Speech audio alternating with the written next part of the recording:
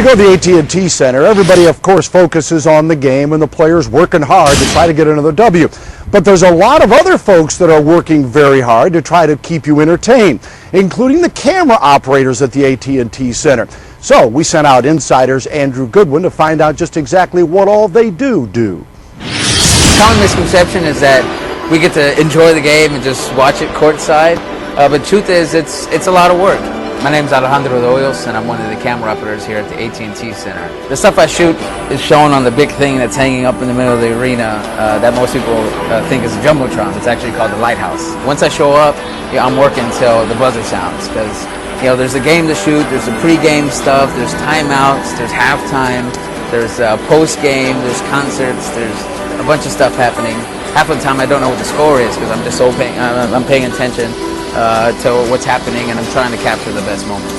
You're running up and down the court, you're trying to get the best shot, you're kneeling, you're standing, you're bending over. So normally I do a lot of stretching before the game. I try to keep myself loose because I'm running around with the camera the entire game. It's on my shoulder, it's on my arm, so I gotta make sure I stay physically fit. One of my favorite things to shoot is pregame. I get to meet a lot of people who are there for the first time, who are going to be on the lighthouse. I got to meet a lot of fans and shoot them. A bunch of people get to high-five the Spurs. And then I get to go into the Spurs tunnel and have them run out into the court. So I get to run with them into the arena. And then once the game starts, the cheerleaders come out, the intros happen, the music's loud, the spotlight's on them, and I'm following them as they go around. I get to go into the huddle. It's hard to explain. It's really a lot. You can feel the energy in the air. These fans are I think the best fans in the NBA. The view is pretty fantastic. I'm sitting courtside. There's nobody in front of me. The Spurs bench is right next to me. I got the Coyote running around. Silver dancers are dancing. I see all the fans in the arena, and those are little moments that I try to take from every game. It's amazing. Standing in front of thousands and thousands of people is okay with me, but if all of a sudden everybody's looking at me, for instance, when I get hit by a ball or a player runs into me, I can feel the eyes on me. So I have great respect how the Spurs are able to do it, not only with thousands of people watching, but sometimes the world. But for me, I think I'm a lot more comfortable behind the camera, but it's definitely an interesting feeling.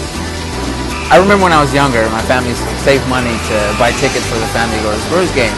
And we went to Admiral Dome, and I sat way, way up at the top. And I remember looking at the court and seeing these little guys running around and thinking, "Oh my God, I'm at a Spurs game. This is amazing." And here I am in the AT&T Center with championship banners hanging on the wall, and I'm meeting these guys I only ever saw on TV. I'm meeting these guys I saw that were this tiny running around the court. So it's really humbling. There's people that come to the games that will be the only game that they ever go to. And so trying to shoot them and just give them something to go home with, a great memory, a great shot. That's what I love about it. It's a really cool feeling to know you have, you got the shot. It's unlike anything I've ever felt.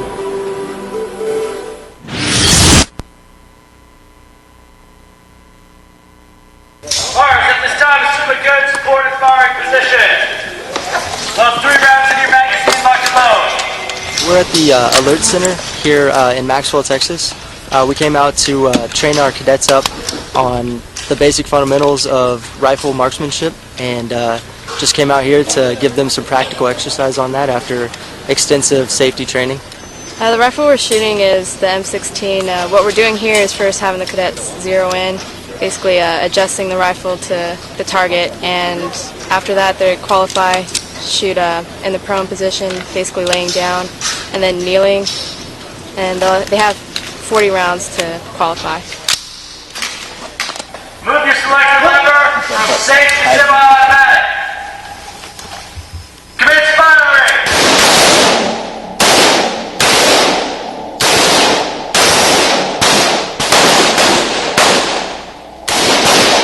Cease fire, cease fire, cease fire.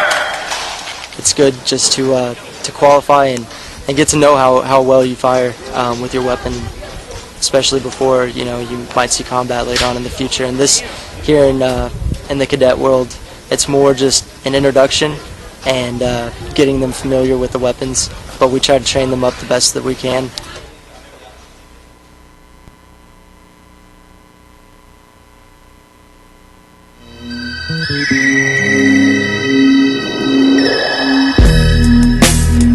voices, they tell me go.